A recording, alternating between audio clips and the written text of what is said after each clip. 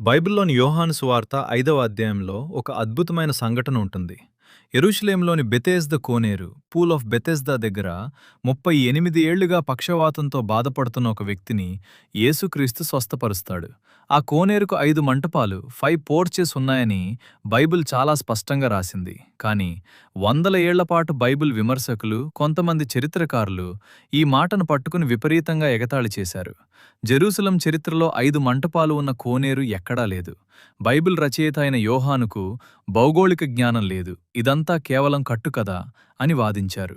దేవుని నమ్మని వారు దీనిపై ఎన్నో పుస్తకాలు కూడా రాశారు. కానీ 1888 సంవత్సరంలో కాన్రాడ్ షిక్ అనే ఆర్కియాలజిస్ట్ సెయింట్ అన్నే చర్చి దగ్గర శిథిలాల కింద దాదాపు 40 అడుగుల లోతులో తవ్వకాలు జరిపాడు. అప్పుడు దొరికిన ఆధారాలు చూసి ఆధునిక ప్రపంచం మొత్తం నివ్వెరపోయింది. భూమి కింద ఖచ్చితంగా ఒక అతిపెద్ద కోనేరు బయటపడింది. దాని నిర్మాణాన్ని జాగ్రత్తగా పరిశీలిస్తే అది ఒకే కోనేరు కాదు, మధ్యలో ఒక రాతి గోడతో రెండుగా విభజించబడిన జంట కోనేరు. ఆ కోనేరు చుట్టూ 4 వైపులా 4 మంటపాలు, మధ్యలో ఉన్న గోడ మీద ఒక మంటపం. అక్షరాలా బైబిల్ చెప్పినట్లే పర్ఫెక్ట్గా 5 మంటపాలు అక్కడ బయటపడ్డాయి.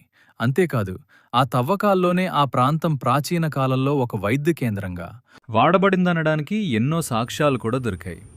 ఎక్కడైతే బైబిల్ తప్పు అని సైంటిస్టులు విమర్శించారో అదే నేల కింద నుండి బైబిల్ చెప్పిన అసలైన చరిత్ర సజీవంగా బయటపడింది. దశాబ్దాలుగా బైబిల్ను విమర్శించిన వారి నోళ్లు ఈ ఒక్క తవ్వకంతో శాశ్వతంగా మూతపడ్డాయి.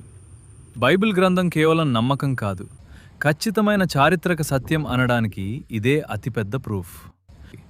లాగానే బైబిల్కి సంబంధించిన నోవాహు ఓడ గురించిన ఫుల్ వీడియో సబ్స్క్రైబ్ బటన్ కింద ఉంది. ఇంట్రెస్ట్ ఉన్నవాళ్ళు చూడొచ్చు.